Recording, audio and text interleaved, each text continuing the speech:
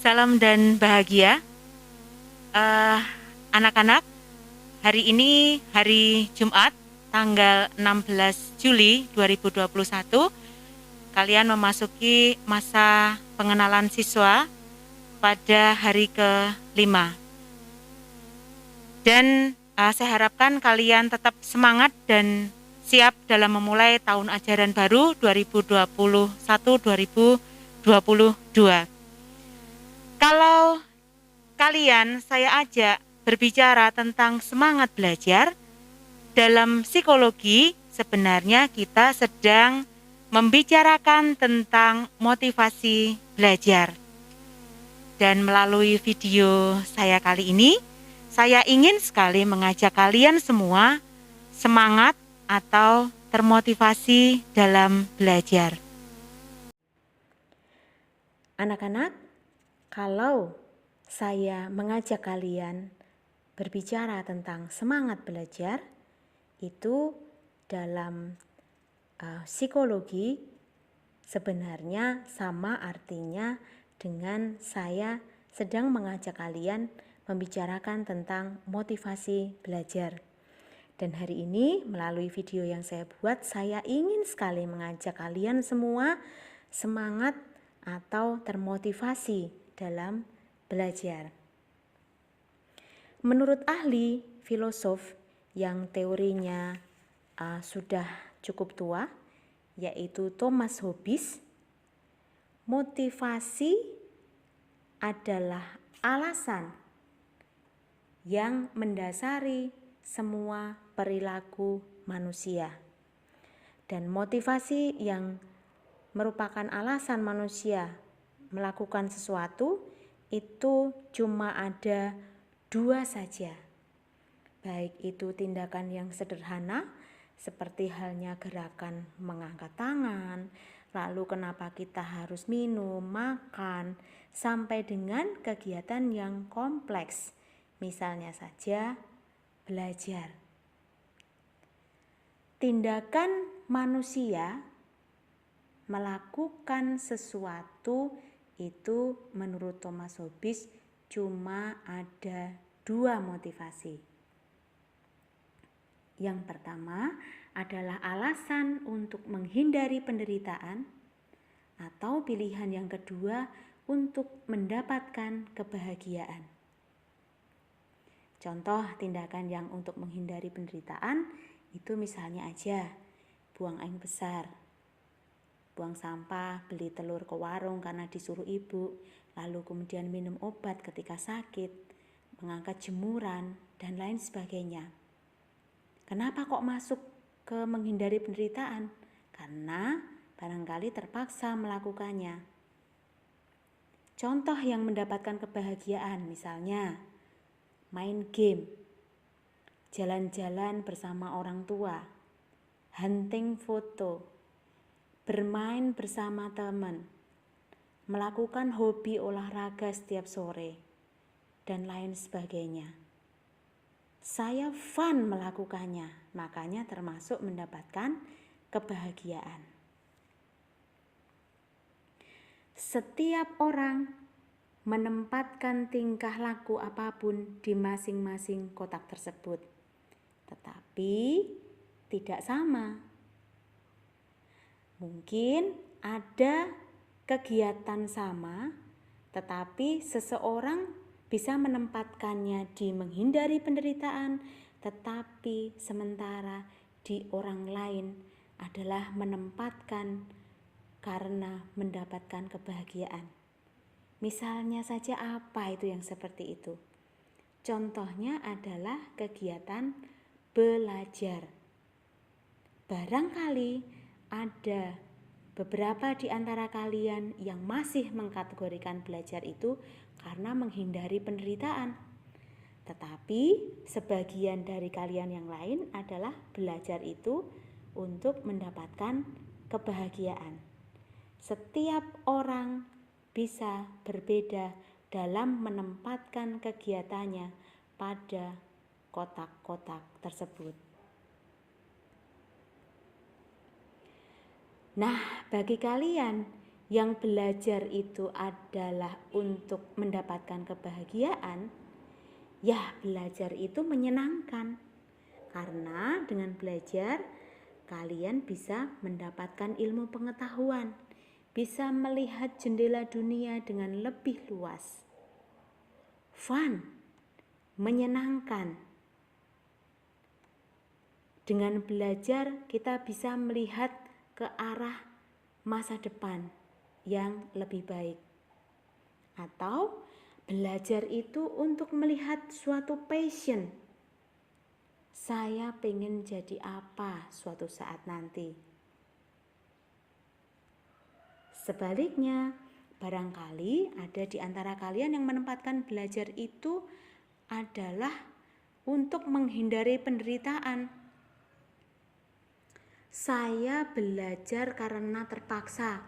Kalau tidak belajar, nanti nilai saya jelek. Kalau tidak belajar, saya dimarahi ibu saya. Kalau ini saya mau belajar karena hanya ada tugas saja. Kalau tidak ada tugas tidak mau belajar. Saya kalau diminta belajar jadi stres. Belajarnya hanya menghindari penderitaan.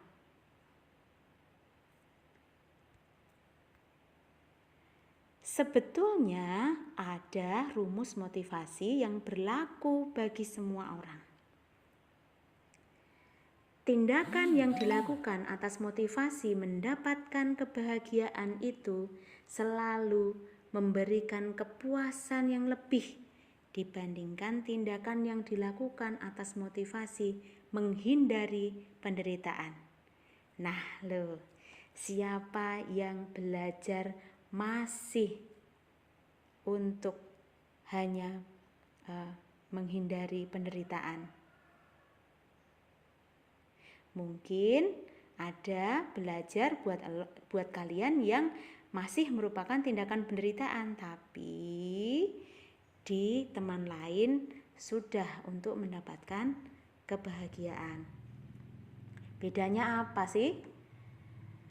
Bedanya, kalau kalian gak bisa membedakan, dirasakan mulai dari sekarang. Kalau kalian belajar yang menghindari penderitaan, maka belajar itu ya harus belajar. Saya harus belajar. Terpaksa belajarnya, gak seneng, gak ikhlas. Kalau belajar untuk mendapatkan kebahagiaan, bagaimana? Belajar itu ya mau saja. Mau itu ya mau. Enggak pakai disuruh, enggak pakai diminta, ada tugas atau enggak. Belajar ya belajar saja karena saya mau belajar. Dan dengan seperti itu saya merasa happy. Saya having fun, saya mendapatkan kebahagiaan.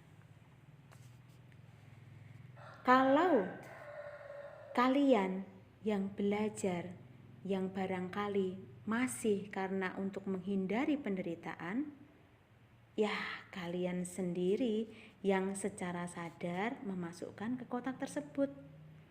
Memandang belajar sebagai yang melelahkan, membosankan, dan harus diselesaikan. Itulah kenapa kalian tidak bahagia dalam belajar.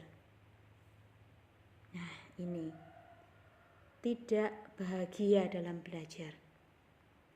Jadi kalian merasa mendapatkan beban. Itulah yang membedakan antara belajar untuk menghindari penderitaan atau belajar untuk mendapatkan kebahagiaan. Kalau yang namanya belajar itu enggak ikhlas, yang terjadi apa? Capek, lelah. Hasil belajarnya menjadi tidak efektif. Akhirnya, seberapapun kerasnya kalian belajar, tetap saja kalah dengan teman yang lain. Kenapa? Ya, karena kalian tidak having fun, tidak merasakan kebahagiaan di dalam belajar. Beda dengan yang kalian yang menempatkan belajar sebagai usaha untuk mendapatkan kebahagiaan. Fun, ikhlas, senang melakukannya. Bisa terlihat kalau dari ini tampilannya tuh, mana tampilan wajah orang yang harus belajar. Yang mana? Yang kiri atau yang kanan? Ini ya, cemberut, kelihatan terpaksa, tidak senang, tidak happy, tidak bahagia. Mana yang belajar itu mau belajar aja. Ini ya, senyum. Orang senyum itu auranya positif, kelihatan bahagia, ikhlas, senang. Oke? Ya, kalau masih ada di antara kalian yang sampai dengan saat ini masih belajarnya hanya untuk menghindari penderitaan belaka, maka saya hanya bisa menyampaikan selamat menikmati kelelahan dalam menjalaninya. Tetapi saya berharap semoga tidak ya. Saya berharap setelah ini kalian mampu memotivasi diri kalian dan melihat, mencari motivasi bahwa saya harus belajar karena saya ingin mendapatkan kebahagiaan. Oke.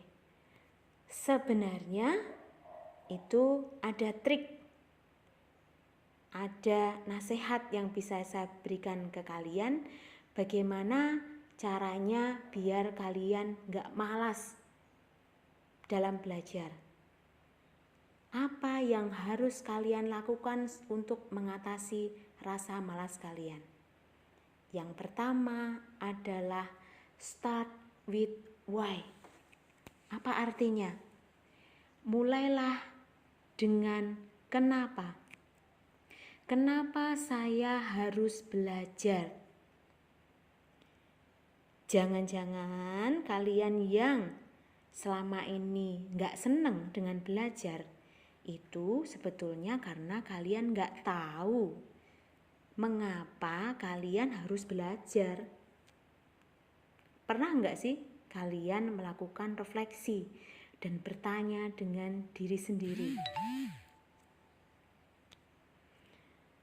kenapa saya harus belajar? Tanya pada diri sendiri. Buat tujuan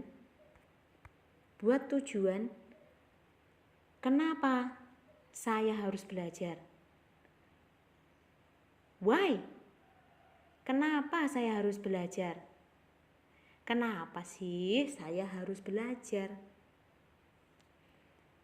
Tuliskan tujuan itu adalah dalam bentuk tujuan yang spesifik, tujuan yang khusus. Misalnya, saya pengen belajar karena saya kepingin menjadi seorang mekanik yang handal.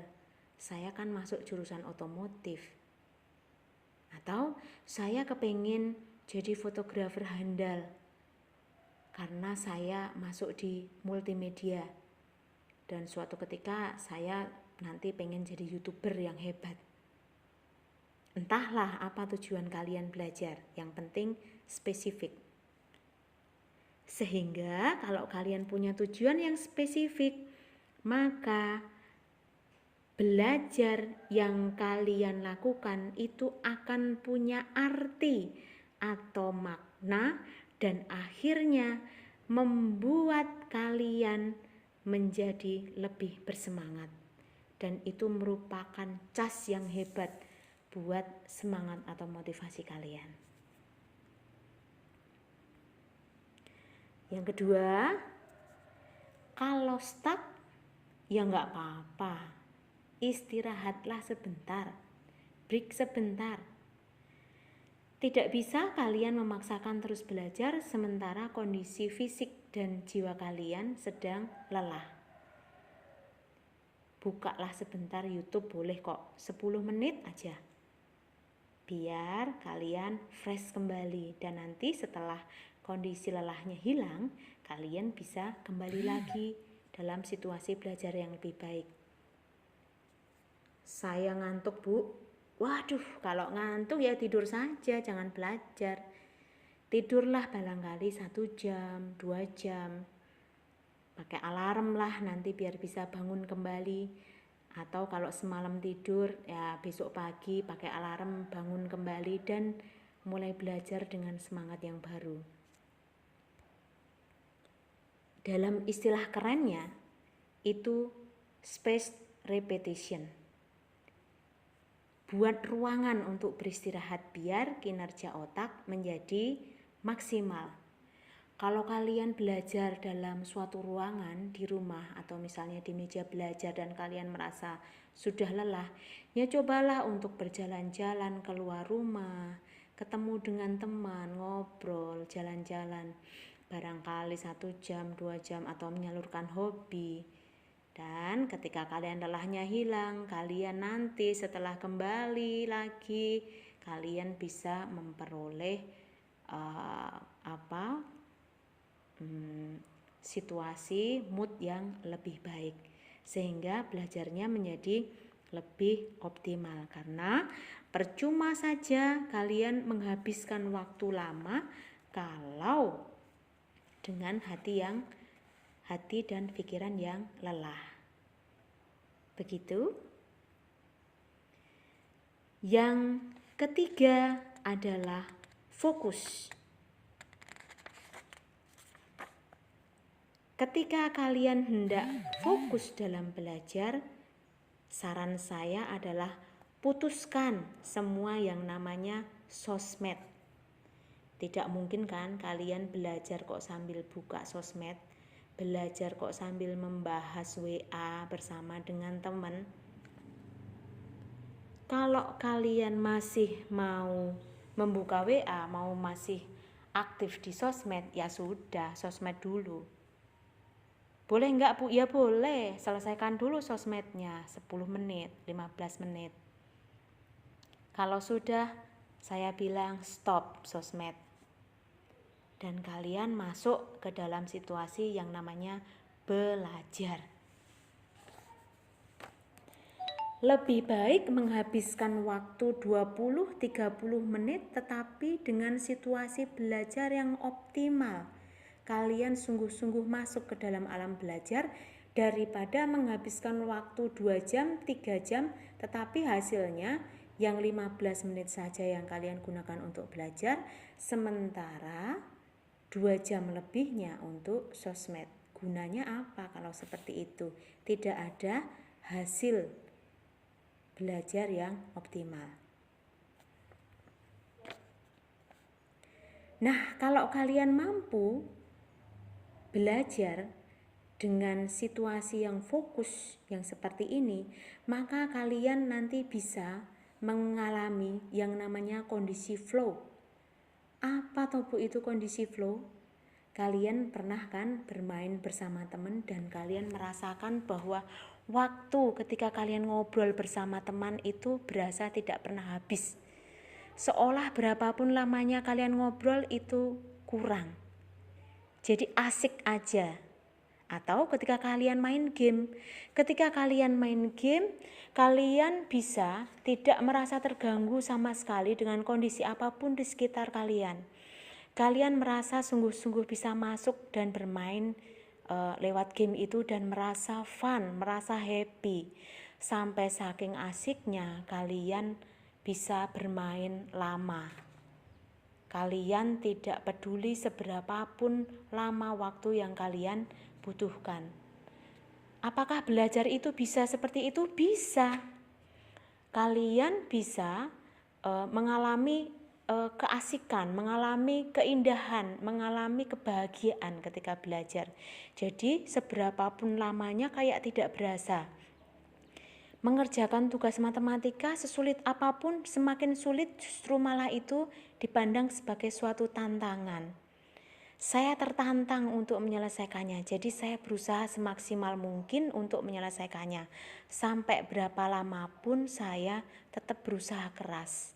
Karena saya happy, saya fun melakukannya. Itu yang namanya kondisi flow, dan syaratnya yaitu adalah apa? Fokus di dalam belajar. Gitu. Oke anak-anak, demikian yang bisa saya sampaikan pembahasan dari saya. Semoga kalian bisa mengambil manfaatnya, dan bagi kalian yang masih barangkali males, belum punya begitu motivasi untuk belajar, mulai hari ini kalian punya tujuan yang jelas. Kenapa saya harus belajar? Sehingga dengan demikian kalian bisa merasakan belajar itu adalah suatu hal yang membahagiakan kalian, dan suatu saat nanti kalian masing-masing akan mampu mencapai, meraih tujuan belajar kalian masing-masing. Dan sebelum saya tutup, saya mengingatkan ke kalian bahwa kalian itu adalah masuk di Yayasan Taman Siswa, dan Taman Siswa itu didirikan dulu oleh Bapak Pendidikan Nasional kita, Ki Hajar Dewantara, dan beliau itu punya ajaran, punya pesan yang luar biasa buat kalian semua, dan masih relevan di abad 21. Akan saya tunjukkan ke kalian. Ini adalah zaman merdeka belajar. Gurunya boleh siapa saja, karena semua orang adalah guru. Kapanpun, dimanapun, boleh cepat, boleh lambat, boleh sambil duduk diam atau sambil berlari, kalian bisa tetap belajar. Kalian bisa sekolah di mana saja, baik di rumah, di luar rumah, dalam ruangan, di mana aja, karena semua tempat adalah sekolah. Kalian bebas belajar di tempat yang kalian suka, mau kapan saja dan mau di mana saja. Kalian boleh sekolah, dan sekolahnya itu tidak berdinding, tidak berpagar, karena pembatasnya adalah alam raya. Baik anak-anak, demikian tadi presentasi yang sudah saya berikan ke kalian. Selamat belajar, semoga kalian selalu tetap bersemangat untuk memulai pembelajaran baru tahun 2021-2022. Semangat belajar, salam dan bahagia.